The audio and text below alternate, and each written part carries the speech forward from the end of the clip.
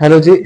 Hello जी, तो जैसा कि मैंने आपसे प्रॉमिस किया था कि आज हम लोग पढ़ने वाले हैं आपके ग्लेशियर के बारे में, ग्लेशियर मतलब लैंड फॉर्म्स के बारे में। तो उसी के बारे में हम लोग अभी मैं बताने जा रहा हूँ आपको।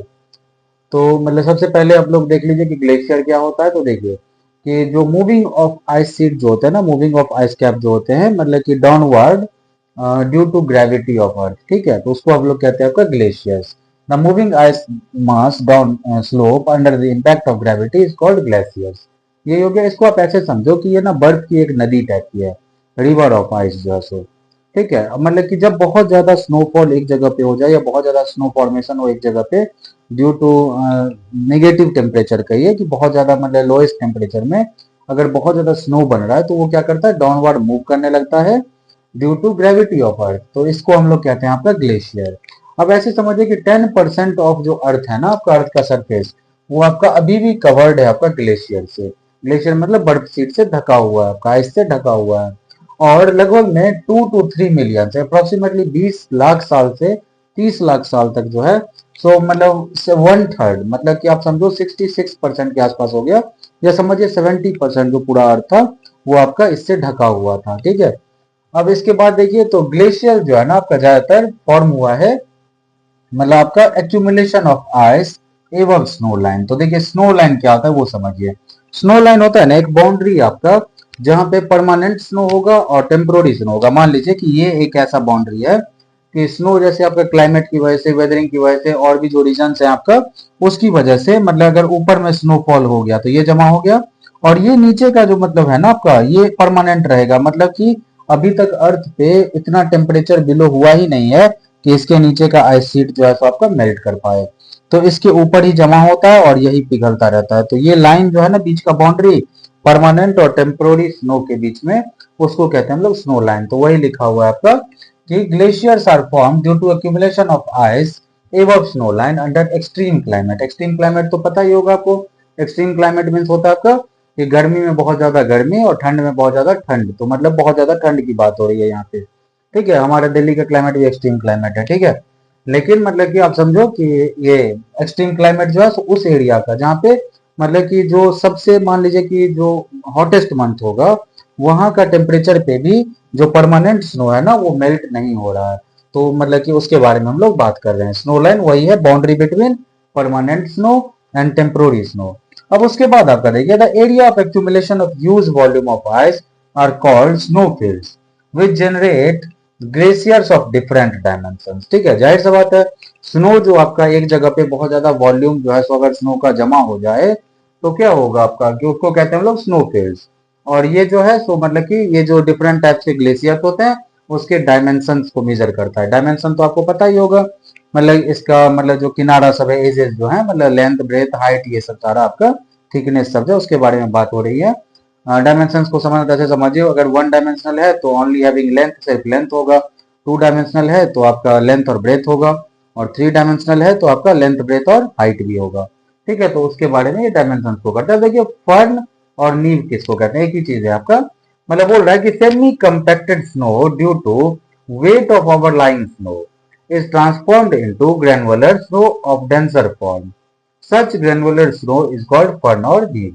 फिर से मतलब सुन लीजिए कि semi compacted snow due to the weight of overlying snow is transformed into granular snow of a denser form, ठीक है। तो ये था आपका फर्न और नीव। मतलब इसका मतलब हुआ कि सेमी कॉम्पैक्टेड स्नो जो होता है ना, मतलब कि वो जो ओवरलाइंग स्नो है उसके वेट के कारण वो ट्रांसफॉर्म हो जाता है ग्रैनुलर, मतलब टुकड़ा, ऐसा पत्थर का जो टुकड़ा टुकड़ा सा होता है ना उस टाइप का। और फिर उसको हम लोग वो मतलब कि आपका डेंसर फॉर्म में वो आपका बन जाता है। उसको हम लोग कहते हैं फर्न और नीव, ठीक है। ये था आपका। अब इसके बाद समझिए यहाँ पे ध्यान से इसका मूवमेंट को, अब सॉरी टाइप्स को, ये तो सीख ही गए। अब देखिए टाइप्स में पढ़ते हैं। देखिए इसको ना तीन ब्रॉड कैटेगरीज में और 11 उसी तीन को जो है सो बांट दिया गया है। मतलब वैसे तो तीन ही होते हैं बड़े बड़े, मतलब कि आप समझो कॉन्टिनेंटल हो गया, वैली हो गया, और आपका उधर आपका पिडमोंट सब जो है ये सब सारे। तो और भी हम लोग दूसरा तरह से लिए कि जो ग्लेशियर विदाउट जियोमॉर्फोलॉजिकल कंस्टेंट के। तो इसको तीन पार्ट में हम लोगों ने सब कैटेगरी, ये कैटेगरी है आपकी, मतलब तीन ब्रॉड कैटेगरी, ठीक है। ये तीनों हो गए, और इसके फिर टाइप्स को हमने सब कैटेगरीज बोलते हैं। ये टोटल 11 होते हैं। तो देखिए ग्लेशियर विदाउट जो मॉर्फोलॉजिकल कांस्टेंट में सबसे पहला है कांस्टेंट कॉन्टिनेंटल ग्लेशियर्स, ठीक है। कॉन्टिनेंटल ग्लेशियर्स ऐसा होता है जैसा कि मैंने अभी सिखाया कि जब आपका बहुत ही ज्यादा वास्ट एरिया में जो है ना कॉन्टिनेंट पे मतलब कि आइस शीट जो है तो आपका डिपॉजिट होता है, एक्यूमुलेट होता है, तो उसको कहते हैं, इसको हम लोग कह रहे हैं एक्सटेंसिव आइस शीट्स होता है, ठीक है। तो कॉन्टिनेंटल ग्लेशियर का नाम ही इसीलिए है कि कॉन्टिनेंट पे जो स्नोफॉल होते हैं ना उसके मतलब कारण जो आपका ये मतलब ग्लेशियर बनते हैं, तो उसके बारे में हम लोग पढ़ते हैं। अब जैसे मतलब इसमें फिर आपका स्नो लाइन आएगा काम में कि बहुत सारे ऐसे मतलब कि एरियाज हैं कॉन्टिनेंट पे जहाँ पे बहुत ही ह्यूज जो है सो आपका ग्लेशियर जो है सो आपका प्रेजेंट है। जैसे अंटार्कटिका का देखिए पूरा जो है सो बर्फ ही आपका बर्फ ही बर्फ जमा है और कॉन्टिनेंट है। उधर ग्रीनलैंड को देख लीजिए, वहां पे भी हैवी स्नैप आइस शीट सब पड़े हुए हैं। तो इसमें उसी के बारे में बात करें तो देखिए ये कॉन्टिनेंटल ग्लेशियर में ज्यादातर एक्सटेंसिव आइस शीट्स पाए जाते हैं। Ice sheets, extensive ice sheets radiate outward from the centre, मतलब कि एक्सटेंसिव आइस शीट जो है वो radiate outward from the centre and move down slope. देखिए फॉर एग्जांपल आप ऐसे समझो कि ये माउंटेन है, जैसे मान लीजिए कि ये माउंटेन है, ठीक है। मान लीजिए कि यहाँ से कोई फ्लो कर रहा है, मान लीजिए ऐसे फ्लो होगा होगा ना, मतलब ये कोई माउंटेन है, आइस आपका फ्लो कर रहा है मान लीजिए ऐसे। तो क्या होगा आपका, होगा क्या कि साइड वाला जो है ना आपका साइड वाला वो आपका यहाँ पे मतलब कि बर्फ का जो है सो उठते जाएगा और बीच में जो है सबसे तेजी से वो खिसकते चला जाएगा।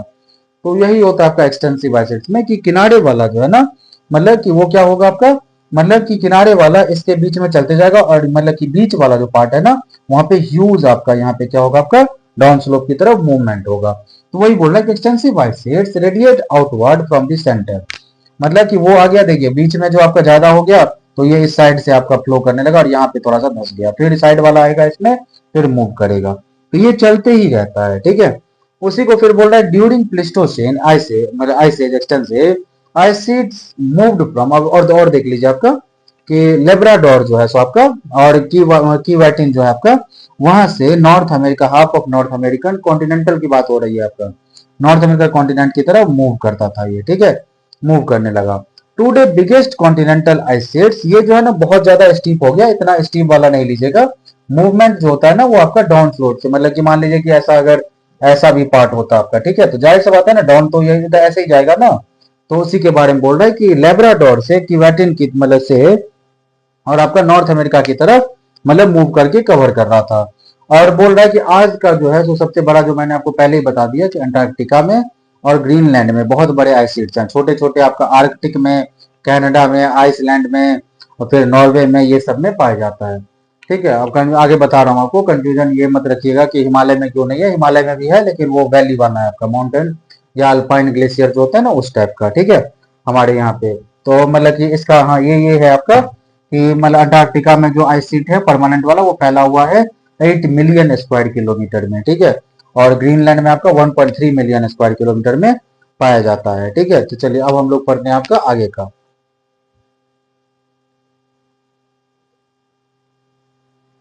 तो चलिए जो टाइप्स था ना उसमें हम लोग और पढ़ते जा रहे हैं आपका आइस शीट्स, जैसे देख लीजिए आइस शीट्स क्या होता है आपका कि जो बिगेस्ट ग्लेशियर होते हैं ना आपका मतलब कि अर्थ लैंड पे उसको कहते हैं, मतलब कि the biggest glacier on the earth land is called ice sheets या फिर आइस कैप्स। आइस शीट और आइस कैप जो है ना आपका साइज पे डिपेंड करता है, अगर साइज जो है सो 50,000 स्क्वायर किलोमीटर या उससे बड़ा है ना तो उसको हम लोग आइस शीट्स कहते हैं, ठीक है। और अगर 50,000 स्क्वायर किलोमीटर से छोटा है तो आपका आइस कैप कहते हैं, और इसको मतलब कि ये समझिए कि अंटार्कटिका और ग्रीनलैंड में ही पाया जाता है जनरली, ठीक है।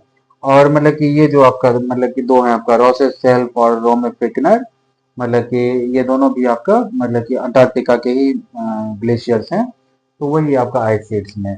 ये क्या होता है, broad domes with flattened cross section covering thousands of square kilometre and width of hundreds of kilometre.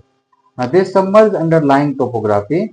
Ice radiates outward from center of masses, and these radiates ice masses are called ice sheets, ठीक है। आप ऐसे समझो कि जैसे आपने देखा भी होगा कभी कभी कि मतलब सी पूरा फैला हुआ है और मतलब बीच में जो है सो पहाड़ का एक जो है सो मतलब पहाड़ जैसा जो है सो बर्फ का टुकड़ा जैसा लगा हुआ है आपका, तो वही है आपका आइस शीट, मोटे मोटे होते हैं आपका। और स्नो लाइन तो मैंने बता ही दिया आपको कि एक पर मतलब कि एक ऐसा लाइन जिसके नीचे जो है ना परमानेंट आपका स्नो वहां पे अभी तक मेल्ट हुआ ही नहीं है, उसके ऊपर डिपोजिशन होते रहता है स्नो का और फिर वही जो है तो आपका ग्लेशियर को फॉर्म करता है, ठीक है। माउंटेन और वैली ग्लेशियर्स और अल्पाइन ग्लेशियर्स ये सारा एक ही है। माउंटेन ग्लेशियर, वैली ग्लेशियर और अल्पाइन ग्लेशियर सब एक ही है। हिमालयन जो रीजन है ना, उसी एरिया का बारे में बात करें हम लोग। ये आपका 2000 जो मतलब 0 to 2000 किलोमीटर लॉन्ग होता है। The body of ice moving down slope ही मूव करेगा ice under the impact of gravity through the valley bordered by rock valley. अब देखिए खुद ही सोचिए कि माउंटेन, हिमालय में तो माउंटेन ही है, उसके ऊपर पूरा स्नोफॉल बन करके ग्लेशियर बना। जब वो मूव करती है ना, जैसे गंगोत्री है, केदारनाथ है, इन सब जगहों पर, गंगोत्री में खास करके जब वो ग्लेशियर क्या होता है आपका मूव करती है, तो मूव करने से उसके वाल जो होते हैं ना वो वैली के, वो आपका मतलब कि ब्रॉडर होते चले जाते हैं। ठीक है, और वही आपका फिर माउंटेन वैली का निर्माण करते हैं या बनाते हैं। इसका जो लेंथ है मैंने बताया कि 0 to 2000 किलोमीटर। इसमें हिमालय के जितने भी ग्लेशियर्स हैं ना वो सब सारे पाए जाते हैं, जैसे कि मैंने अभी बताया आपको कि गंगोत्री हो गया, उसके बाद केदारनाथ हो गया, सैसेनी हो गया ग्लेशियर। सैसेनी मतलब सियाचिन के ही जस्ट पास में है। सियाचिन और इसके बीच में हल्का सा गैप है आपका, दोनों को मिला करके ही आपका 158 किलोमीटर के आसपास जो है सो इसका लेंथ है आपका। आप अगर मतलब कभी मतलब आपको पता करना हो कि मतलब पूछेगा कोई कि हिमालय का सबसे बड़ा ग्लेशियर क्या है, तो आप सियाचिन ग्लेशियर लिखिए या सैसेनी ग्लेशियर लिखिए, दोनों सेम ही है। सियाचिन ग्लेशियर अकेले 76 किलोमीटर लंबा है, बीच में इसको ऐड कर दीजिए तो 158 किलोमीटर होता है। ठीक है, उसके बाद कंचनजंगा, जेमू, ये दोनों आपका ये वहां पे है सिक्किम में। ठीक है, कोशा, केदारनाथ, गंगोत्री, ये सब सारे जो है सो कुमाऊं हिमालयाज कहते हैं, उस जगह पे आपका ये सब पाए जाते हैं। ठीक है, तो ये सारे ग्लेशियर्स हिमालय के हैं। ठीक है, तो इसी को कहते हैं हम लोग माउंटेन ग्लेशियर्स, वैली ग्लेशियर और अल्पाइन ग्लेशियर। इसमें सबसे ज्यादा रिवर्स फॉर्म होते हैं, मेरे ख्याल से तो आधा इंडिया को यही आपका ड्रेन करते हैं। ठीक है, अब इसके बाद देखिए आइस सेल्फ जो है, सो आइस सेल्फ क्या होता है आपका कि floating thick ice attach to the coast. Coast के किनारे में जो है सो आपका जो आइस शीट फ्लो करने वाले होते हैं। ठीक है, और इसमें जो है सो आपको पता है there is no friction of ice with the bed and hence ice can spread freely. मतलब कि इसमें जो है सो मतलब जो नीचे की जो जमीन है उसके साथ तो उसका कांटेक्ट होता नहीं है, तो इसीलिए मूव करता है फ्रीली। और ये जो है सो अबेंडेंटली फाउंड होता है अंटार्कटिका में। अंटार्कटिका में जैसे ये दो मैंने आपको एग्जांपल दिया, पूरे मतलब वर्ल्ड का सबसे बड़ा ग्लेशियर यही आपका पिग्नर रोम। ये दो अलग अलग ग्लेशियर हैं जो बर्नर कहते हैं उसको। इसके बीच में एक छोटा सा आइलैंड है, बर्नर आइलैंड जो है सो उसी से ये दोनों अलग होते हैं, और ये वर्ल्ड का सबसे लार्जेस्ट ग्लेशियर है। ठीक है, पिग्नर रोम जो है सो रोजिक सेल्फ भी बहुत ही बड़ा मतलब कि ये ग्लेशियर है। अब आगे कर देखिए ऐसे पिडमोंट ग्लेशियर। पिडमोंट ग्लेशियर जो है सो ये मेलास्पिना आपका जो वहाँ पे अलास्का जो रीजन है ना उस एरिया में पाया जाता है। ये होता है आपका coalition of several mountain at the foot hill zone are called piedmont glaciers, है ना। अब इसके बाद कुछ ग्लेशियर जो है सो आपका मतलब कि ये बोल रहे हैं such glaciers are found only in colder areas and not in the tropical और temperate regions because they melt when they reach the foot hill zone. ठीक है, तो इस तरह के ग्लेशियर्स मेलास्पिना ग्लेशियर्स जो अलास्का में पाए जाते हैं ना वहीं पे है। आइस फील्ड आपका फिर छोटा सा देख लीजिए, flat and extensive mass of ice sheets. इसमें कुछ ज्यादा कुछ है नहीं समझने के लिए, इसीलिए आपको इतना समझिए। और कहीं कहीं पे जैसे गड्ढा है, मान लीजिए आर्म पिट जैसा मतलब, ठीक है, और आर्म पे उसमें जाकर के आइस भर गया मतलब स्नो गिर गया, तो ऐसे स्टेप को क्या कहते हैं, उसको क्या कहते हैं हम लोग सिर्क ग्लेशियर। उसको क्या कहते हैं, सिर्क ग्लेशियर। सिर्क को अभी आगे डिटेल में पढ़ेंगे। अब इसके बाद नाइके ग्लेशियर्स क्या होता है आपका कि स्मॉल अपलैंड आइस मास जो है so which rest upon a sloping rock face. अब इसका आइस का मूवमेंट के बारे में पढ़ते हैं। मूवमेंट के लिए जो रिस्पॉन्सिबल है, एक तो आपने पूरा में पढ़ा है कि ग्रेविटी, ग्रेविटी, उसके बाद प्रेशर ग्रेडियंट भी होता है। मान लीजिए कि कहीं पे स्टीप स्लोप है, पूरा स्टीपनेस है आपका स्लोप में, तो ऑटोमेटिकली प्रेशर पड़ेगा उस आइस पे, वो मूव कर जाएगा। ठीक है, तो ये इसी को कहते हैं हम लोग ग्रेडियंट प्रेशर या प्रेशर ग्रेडियंट के लिए। ठीक है, जो डिफरेंस होता है आपका दो जगह का, ठीक है, उसके बीच में कितना एंगुलर ये है। और सेंटर ऑफ मास, अगर किसी एक जगह पे मतलब आपका सेंटर ऑफ मास ज्यादा हो जाए ना, तो उस जगह पे क्या होगा, आपका मास होने की वजह से आउटवर्ड या फिर आपका नीचे की तरफ उस पर प्रेशर पड़ते रहेगा। ठीक है, तो ये है आपका तीन रीजन मूवमेंट ऑफ ग्लेशियर्स के। उसके बाद इसके टाइप्स को अगर हम लोग मूवमेंट किस तरह से होगा, इसको अगर तीन टाइप्स के कर देंगे, तो पहला बोल रहा है आपका sliding over bed rock. Bed rock अगर है नीचे वाला पार्ट वाल मतलब जो बेड वाल है उसमें, और साइड वाल में इस पे स्लाइड करना जो है तो वो मेथड हो गया। फिर आपका बाय इंटरनल डिफॉर्मेशन, मतलब आइस के ऊपर आइस, मतलब स्नो के ऊपर स्नो आपका फॉर्मेशन होना, सॉरी मतलब फ्लो करना। उसके बाद alternate compression and extension of the I mass. Continuously जो है सो आपका ये कंप्रेशन और एक्सटेंशन होने की वजह से आइस मास जो है सो मूवमेंट करती है। अब इसके बाद जो है सो रेट ऑफ मूवमेंट, कितना मूवमेंट आपका करेगा, ये इस बात पे डिपेंड करता है कि उस ग्लेशियल आइस की थिकनेस कितनी है। और मतलब उसका स्लोप कितना है। अब देखिए जैसे फॉर एग्जांपल आप समझो कि जब माउंटेन से पूरा मतलब कि आइस जाएगा ना, तो सबसे तेज जो मूवमेंट होगा ना वो सेंट्रल पार्ट में होगा। ये दोनों जो है मतलब ये दोनों साइड किनारे में वहां पे क्या होगा, जो रॉक्स हैं वो उस आइस को मूवमेंट करने से रोकेगा, और मूवमेंट से करने से रोकेगा तो उसकी वेलोसिटी कम होगी, और बीच में जो है सो बहुत ही ज्यादा मूवमेंट होगा।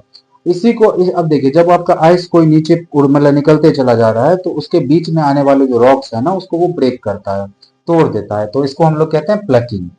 क्या कहते हैं, प्लकिंग। एब्रेशन मैंने बताया था, जब सीट आपका बेड वॉल से होकर के गुजरेगी मतलब कि निकलेगी, तो बेड वॉल को कांटेक्ट में आने से उसके पत्थर को छोटे छोटे से क्या होंगे, स्क्रैचेस मारते चले जाएंगे, और बाद में धीरे धीरे उसमें से उसको वेदर कर देंगे।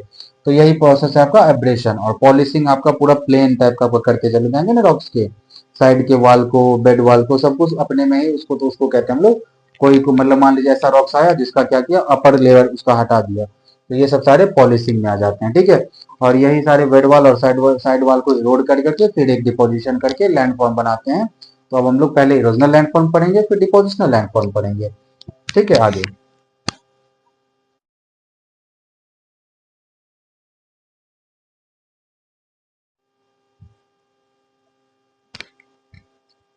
तो अब हम लोग पढ़ तो अब हम लोग पढ़ने जा रहे हैं आपका मतलब कि इरोजनल लैंडफॉर्म्स में। तो देखिए इसमें सबसे पहले क्या बनता है, आपका यूसेप्ट वैली बनता है। यूसेप्ट वैली क्या होता है, समझिए कि ये आपका मान लीजिए कि माउंटेन है ना, तो यहाँ पे ये वैली बन गया। क्या बन गया, आपका वैली बन गया। तो वैली बन गया तो कैसे बन गया, तो माउंटेन होता है ना, उसके ऊपर जब आपका ग्लेशियर्स मतलब आपका ये फ्लो करता है, तो ग्लेशियर्स फ्लो करेगा तो उसमें आपका क्या होगा, स्टीप टाइप का वो कट करेगा कि नहीं करेगा, तो वही आपको यू शेप वैली जो है so ये आपका फॉर्म करके देता है। आपका ये इरोजनल एक्टिविटी की वजह से बनता है। तो वही हमने लिखा लिखा है कि the cross section of glacial valleys of mountain glaciers is U-shaped, which is characterized by steep valley walls with concave slope। concave आपको पता ही है, कोई अगर स्पून है तो स्पून का जो अंदर का साइड है ना, जो धसा हुआ है आपका ये वाला पार्ट, इसको कनकेव शेप्ड कहते हैं, और बाहर वाले को कन्वेक्स कहते हैं, ठीक है। तो वही बोला, और ब्रॉड एंड वैली फ्लोर में आपका कभी कभी जो है सो आपका हैंगिंग वैली जो है ना वो आपका यूसेप्ट वैली के साथ अटैच्ड होता है, आपका एक ही जगह पे देखने को मिलते हैं। तो वही लिखा है कि U shaped valleys are associated with tributary valleys called as hanging valley. It may be concluded that glacial valleys are modified forms of pre-existing valleys। Hanging valley अब समझ लीजिए, कोई बड़ी रिवर होती है, आपका रिवर जो है तो आपका मान लीजिए कि ये फ्लो हो रहा है बड़ा रिवर, और इसके साथ में ये ट्रिब्यूटरी आ गया इधर से, मतलब कोई दूसरा रिवर आ गया, इसको ट्रिब्यूटरी कहते हैं। तो सेम काम मान लीजिए ग्लेशियर करता है। ये मेन ग्लेशियर आपका मतलब कि ये मूव कर रहा था, और इसके बाद जो है सो इधर से आपका ट्रिब्यूटरी टाइप का आपका जो है सो इसमें ज्वाइन हो गया। तो ये वाला तो वैली बनाएगा ही, ये वाला भी वैली बनाएगा। तो ये जो आपका ट्रिब्यूटरीज के थ्रू वैली बनता है ना, उसको हम लोग कहते हैं आपका हैंगिंग वैली। तो इसको मैंने लिखा है, the valley of tributary glaciers which join the main glacial valleys of much greater depth are called hanging valleys. यहाँ पे ना वाटरफॉल आपको ज्यादा देखने को मिलेंगे। आप ऐसे समझिए कि आप यहाँ पे ऐड कर दीजिएगा, after glaciation melt water of hanging valleys while joining the main valley. ठीक है, मतलब कि यहाँ पे क्या करेंगे कि मतलब after glaciation melt water of hanging valleys, मतलब कि while joining the main valley, यहाँ पे छूट गया आपका वाटरफॉल्स और फॉर्म, ठीक है, याद रखिएगा।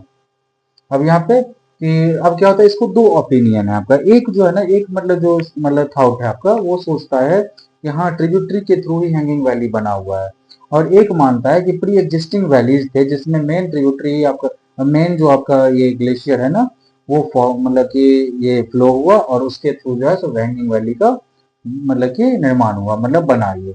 अब इसके बाद सिर्क क्या होता है, तो मान लीजिए माउंटेन में लगातार ग्लेशियल मतलब प्रोसेस की वजह से जो गड्ढे पड़ जाते हैं ना, उसको हम लोग सिर्क कहते हैं। मान लीजिए कि ये जैसे कोई पार्ट था आपका ग्लेशियर का, देखिए इसमें ये पार्ट था, अब इसमें आपका जो माउंटेन में मान लीजिए ऐसे, तो यहाँ पे ये ऐसे ऐसे ऐसे ये मतलब जो गड्ढे टाइप के पड़ रहे हैं, तो ये आपका सिल्क होता है। क्या होता है, सिल्क होता है। और ये आर्म चेयर टाइप का होता है, मतलब कि अब बोल रहा है कि steep walled rock basin on the side of mountain resembling the shape of arm chairs.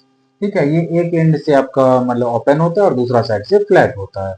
फिर आपका कंपोनेंट्स क्या होता है आपका इसका, मतलब कि इसमें हेड वॉल, बेसिन और थ्रेशोल्ड, तीन आपके कंपोनेंट है इसके। सिर्क जो है सो इसको अलग अलग जगह पे अलग अलग नाम से हम लोग जानते हैं। जैसे इसको बोलते हैं CWM बोलते हैं आपका वेल्स में। वेल्स आपका इंग्लैंड वाला जो है वो अ, इसको स्पेलिंग आपका हाँ ऐसे कर दीजिए, ठीक है। उसके बाद कॉडी इन स्कॉटलैंड में, kar in Germany, botn in Norway में, ठीक है। टर्न जो है, टर्न क्या होता है सिर्क में, जैसे देखिए ये वाला, इसमें से जब स्नो मेल्ट में ये जाएगा तो इस बीच में बर्फ फंस जाएगा और थोड़े दिनों के बाद वो मेल्ट कर जाएगा। मेल्ट करने के बाद जो बनेगा लेक टाइप का, वो बनेगा आपका टार्न कहते हैं उसको।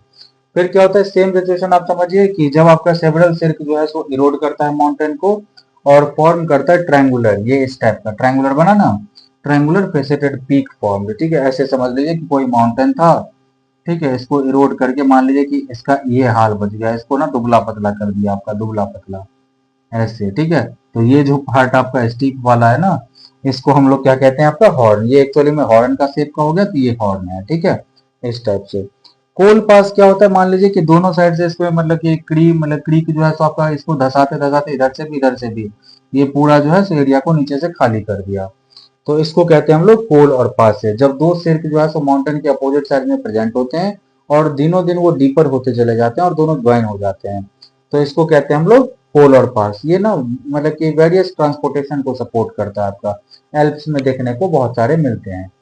अब इसके बाद आपका क्रेग एंड टेल देख लीजिए। A peculiar landform having vertical eroded steep up glacier side and tail like appearance with lower height down glacier side is called crag and tail. Tail के शेप की वजह से इसको टेल कहते हैं, ठीक है। और रॉचेस माउंटेन्स क्या होता है, एक साइड से जो है सो स्टीप है, जैसे ये है ना आपका, एक साइड से पूरा मतलब कि ये मतलब कि प्लेन है, स्ट्रीमलाइंड है, और दूसरा साइड से क्या आपका ये गड्ढा गड्ढी सब आपका पड़ा हुआ है इसमें, तो इसको हम लोग क्या कहते हैं, रॉचेस माउंटेन कहते हैं, ठीक है। तो ये था हमारा ग्लेशियर का इरोजनल लैंडफॉर्म। अब हम लोग पढ़ेंगे ट्रांसपोर्टेशन और डिपोजिशनल। ट्रांसपोर्टेशन में एक ही आपका टिल जो है, सो टिल क्या होता है ना, जब वो मतलब कि मूव करता है मटेरियल्स को लेकर के, जो यहाँ पे इरोडेड मटेरियल जैसे सिर्क है, गड्ढा हुआ, तो गड्ढा का जो मिट्टी है वो तो कहीं गया होगा ना, रॉक तो कहीं गया होगा ना, तो वो जो बस ले जाने का प्रोसेस है ना, उसको टिल कहते हैं, ठीक है। अब उसके बाद मॉडर्न वॉडर्न तो हम लोगों ने थोड़ा सा चर्चा किया भी था। अभी हम लोग पढ़ रहे हैं आपका डिपोजिशनल वर्क में।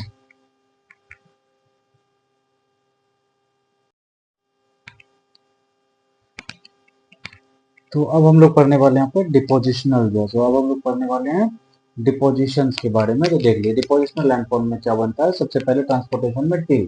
टिल वही होता है आपका कि रॉक के जो डेब्रीज आपका ग्लेशियल प्रोसेस में जो ग्लेशिएशन में जो है सो आपका ब्रेक हुआ है ना, उन सबको मतलब ट्रांसपोर्ट कर देना। तो वो जो मटेरियल होते हैं ना, वो आपका टिल कहलाते हैं, आपका मतलब कि टिल कहते हैं इसको। अनसॉर्टेड और नॉन एसिडिफाइड ग्लेशियल ड्रिफ्ट, ठीक है, इनको टिल कहते हैं। दूसरा जो आपका स्ट्रेटिफाइड होता है, मतलब लेयर बाय लेयर डिपोजिशन होता है ना, उसको स्ट्रेटिफाइड ड्रिफ्ट। ड्रिफ्ट तो मतलब वही होता है कि इसका मूवमेंट जो आपका वो रॉक्स के डेब्रीज हैं उसके मूवमेंट को हम लोग ड्रिफ्ट कहते हैं, बाय ग्लेशियर जो होता है तो। और मतलब कि स्ट्रेटिफाइड ड्रिफ्ट हो गया आपका लेयर डिपोजिशन, मतलब डिपोजिशन पे के ऊपर में एक और लेयर आपका डिपोजिशन कहा जाए तो। और आउट वॉश होता है आपका मेल्ट वाटर जो है, सो जब आपका मतलब कि ग्लेशियर के एब्लेशन के कारण जो है सो आपका डिसेंडेंस बढ़ जाता है, मतलब कि आपका टर्मिनल मोरेन के पास जा करके जमा हो जाता है और वहां पे पूरा सीट वाटर टाइप का जो है सो फैला देता है, ठीक है, मतलब कि फैला देता है, तो उसको क्या कहते हैं हम लोग, मतलब ये आउटवाश। अब इसके बाद मोरेन जो है सो देखिए, मोरेन मोरेन में क्या होता है आपका, आप इसको ऐसे समझिए कि जैसे मान लीजिए कि ये कोई मेन आपका ग्लेशियर है, ठीक है, और यहाँ पे आपका ये क्या था, आपका माउंटेन था ऐसे करके, ये माउंटेन है आपका, यहाँ पे ये मतलब ग्लेशियर है, स्नो टाइप का आपका, ये स्नो फ्लो कर रहा है। अब इसके बाद मान लीजिए कि यहाँ पे इसका ट्रिब्यूटरी टाइप का एक और ग्लेशियर यहाँ से ऐसे ज्वाइन कर रहा है, ठीक है। तो देखिए यहाँ पे जो डिपोजिशन होगा इसको क्या कहेंगे हम लोग, लेटरल, लेटरल डिपोजिशन या लेटरल मोरेन, लेटरल मोरेन, ठीक है। ये पैरेलल आपका दोनों साइड में जो आपका डिपोजिशन होगा ना, यहाँ पे ये आपका लेटरल मोरेन है, ये क्या है, लेटरल मोरेन है, ये सारा लेटरल मोरेन होगा, ठीक है। अब देखिए यहाँ पे ये हो गया, ये इधर से आया, फिर आपका ये क्या हुआ, आगे बढ़ते चला गया, तो यहाँ पे जो इस एरिया में जो डिपोजिशन होगा आपका, यहाँ पे इस पोर्शन पे मान लीजिए कि यहाँ से एक और ट्रिब्यूटरी आ रही है, तो ये जो आपका ये मिडिल में आ गया, तो इस पोर्शन पे जो फिर आपका डिपोजिशन होगा बीच में, मतलब उसको क्या कहते हैं हम लोग, मीडियल मोरेन, ठीक है। और लास्ट में जाकर के जो डिपोजिशन होगा आपका वो क्या होता है आपका, मतलब कि बेड रॉक में, लास्ट में मतलब कि बेड रॉक में, बेड मतलब कि मान लीजिए रिवर फ्लो हो रहा है, तो उसके नीचे में जो डिपोजिशन होगा ना, उसको कहते हैं हम लोग ग्राउंड मोरेन्स, ठीक है। ग्राउंड मोरेन्स और टर्मिनल मोरेन्स होता है जब आपका डिपोजिशन एंड होते जाता है तो लास्ट में जाकर के सारा डिपॉजिट कर दिया जो बचा वो, तो वहां पे एक बड़ा सा मतलब छोटा छोटा वैली दूसरे टाइप के शेप जो है सो आपका फॉर्म होते हैं, तो उनको कहते हैं टर्मिनल। याद रखिएगा। अब इसके बाद आपका ड्रमलिन, ड्रमलिन पूछ चुका है, कम चांस है आने का, नहीं के बराबर, ठीक है। इसको बास्केट ऑफ एल टोपोग्राफी कहते हैं। ये आपका स्मूथ एंड इलॉन्गिनेटेड होलॉक्स आपका बोल्डर क्ले का है, long axis parallel to the, इसको इसीलिए मैंने आपको पूरा डिटेल नहीं दिया, ये आ चुका है आपका मतलब, और एक दो साल ही हुए आए हुए, तो मतलब कोई चांस नहीं है, ये आप कट ही कर दो आप एक तरह से, ड्रमलिन आने का कोई चांस नहीं है, ठीक है। तो मतलब इसको आप देख लेना एक बार पूरा, मैं एक बार पढ़ के सुना दे रहा हूँ बस आपको। यार smooth and elongated hillocks of boulder clay with its long axis parallel to the direction of moving ice in which sediment deposited. Rumblings are mostly found in North Ireland and Finland. North America की तरफ भी पाया जाता है, याद रखिएगा। The pictures क्यों मतलब कि अब ये ड्रमलिन्स बनेगा, ये ऐसे समझिए, ड्रमलिन मतलब एक बास्केट कैसा होता है, ये है, इसके नीचे ऐसे ऐसे ऐसे ऐसे, तो ये इस टाइप का शेप का होता है, ठीक है। तो इसीलिए ये मतलब टूरिस्ट को बहुत अट्रैक्ट करता है। और मतलब कि इसका पिक्चर्स के जो आपका लैंडस्केप का मतलब इसका है बहुत ही ज्यादा मतलब कि अच्छा लगता है देखने में, टूरिस्ट ज्यादा जाते हैं। एक्सेसिव, अब इसकी वजह से क्या होता है आपका, एक्सेसिव इंटरफेरेंस होता है ह्यूमंस का, जो इस टोपोग्राफी के लिए क्या आपका खतरा है, और इसकी वजह से इसका जो मतलब स्लोप है ना वो आपका ज्यादा जेंटलर होते चला जा रहा है, ठीक है। तो इस एरिया को बहुत ही स्पेशल प्रोटेक्शन और मतलब कि अटेंशन की जरूरत पड़ती है, ठीक है। तो याद रखिएगा, ये था आपका ग्लेशियल लैंडफॉर्म्स। तो ये हमारा कंप्लीट हो गया। अब कल हम लोग एलियन वाला पढ़ लेंगे, परसों हम लोग मरीन वाला पढ़ लेंगे, ठीक है। Thank you.